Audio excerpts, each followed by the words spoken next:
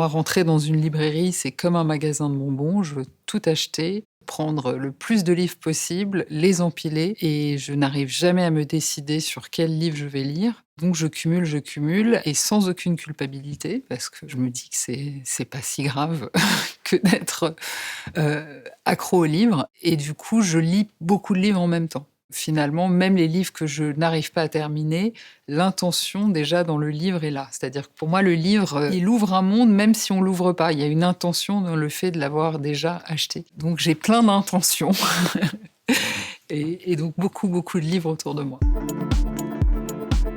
Oui et non. C'est-à-dire qu'elle est très désordonnée, il y en a de partout, c'est des piles, c'est pas rangé. Mais bon, en même temps, je j'ai pas envie de trop la ranger non plus parce que comme ça, il y a que moi qui peux, m'y retrouver. Je dirais qu'il y a deux livres qui ont été des chocs. D'abord, ça a été Lettre à un jeune poète de Rilke, qui m'a beaucoup, beaucoup, beaucoup, marquée.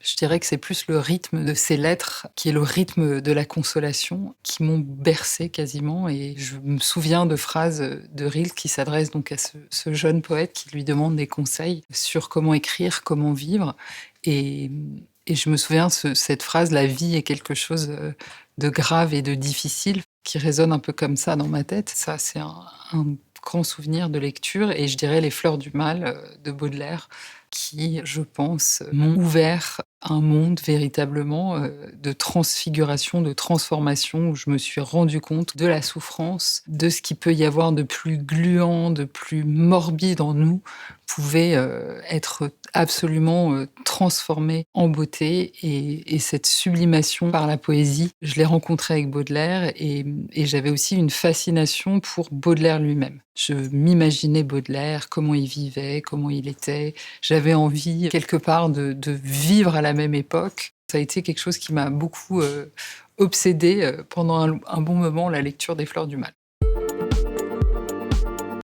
Je dirais oui et non parce que la lecture à la fois, oui, il y a cette part de consolation et en même temps, il y a aussi cette déception quelque part, que la lecture ne parvient pas à certains moments à nous consoler, ou il y a des moments où on peut même pas trouver refuge dans la lecture. Donc c'est à la fois oui, à la fois non et en même temps, je pense que c'est plus cette présence continue des livres dans le moment où on ressent quelque chose de difficile, à se dire: «Tiens, un livre va m'aider ou va réussir à me faire voir la lumière au bout du tunnel», ça, j'y crois pas trop parce que justement la littérature, la philosophie, la poésie, justement, ça sert à rien, dans le meilleur sens du terme.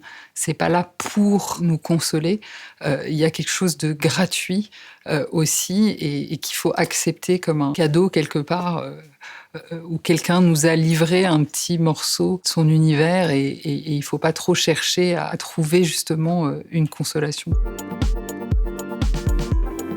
L'amant de Marguerite Duras, c'est un livre que j'avais lu plus jeune, que j'avais commencé et je ne rentrais pas du tout dans l'écriture du livre. Je comprenais pas sa voix, je n'arrivais pas à rentrer dans son univers et cet été, par exemple, j'ai relu L'amant que j'ai dévoré en quelques heures et où, finalement, la voix de Marguerite Duras, m'a complètement traversée et je me suis dit: «Oh là là, quel grand livre! Pourquoi je l'ai pas lu plus tôt?» et en fait, je pense vraiment qu'il y a des moments aussi où on peut vraiment découvrir des livres et des moments où on peut complètement passer à côté. Moi, j'ai un rapport à la lecture vraiment qui est finalement, pas très scolaire. C'est-à-dire que je prends des livres, je les repose, je les reprends.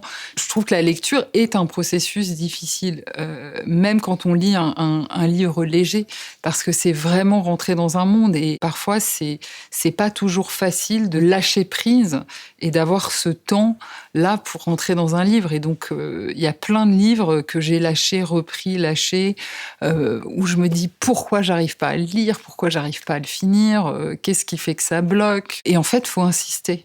Ça, c'est un truc que j'ai appris vraiment. Il y a plein d'exemples comme ça de livres que j'ai lâchés où je me suis dit: «Je le lirai pas, finalement je rentre pas dedans» et en fait, souvent, il y a une résistance et parfois, ça peut être une résistance parce que le livre, ne nous plaît pas, mais parfois la résistance, elle est aussi parce qu'il y a quelque chose qu'on ne veut pas aller chercher aussi et maintenant, avec le temps, je me dis: «Il faut toujours retourner».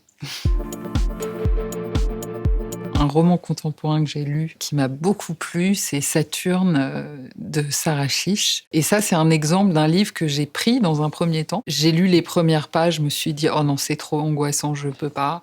Je peux pas le lire, c'est trop stressant, ça va me plonger dans quelque chose de trop difficile. » J'ai lu les premières pages, je l'ai reposé pendant quelques semaines, il est resté là. Et en fait, je sais pas, pulsion, je l'ai repris et je l'ai terminé d'une traite. Et elle raconte son histoire très personnelle. Et c'est vraiment un voyage dans la mélancolie et aussi de sortir de cette mélancolie tout en la gardant d'une certaine manière. Et je vous invite à le lire.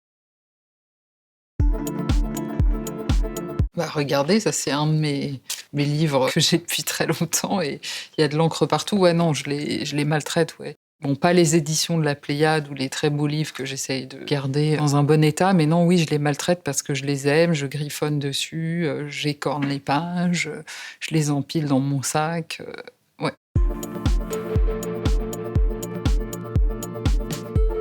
Alors si on avait 3, je dirais que je prendrais Éloge du risque de Anne Dufourmentel, qui est un livre très spécial pour moi. Anne Dufourmentel était ma grande amie, une grande psychanalyste, une philosophe à la voix absolument unique.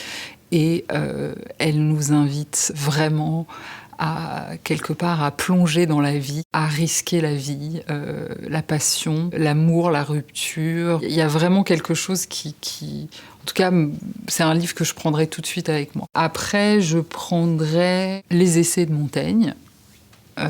Parce que l'écriture de Montaigne, elle est tellement agréable à lire, c'est comme une promenade. Montaigne me rassure. Et après, je prendrais peut-être les poèmes d'Emily Dickinson, parce que déjà, j'ai pas lu tous ses poèmes, et en plus, il y a quelque chose de tellement épuré, de tellement... Enfin, en tout cas, je sais pas. Instinctivement, je la prendrais avec moi sur l'île déserte.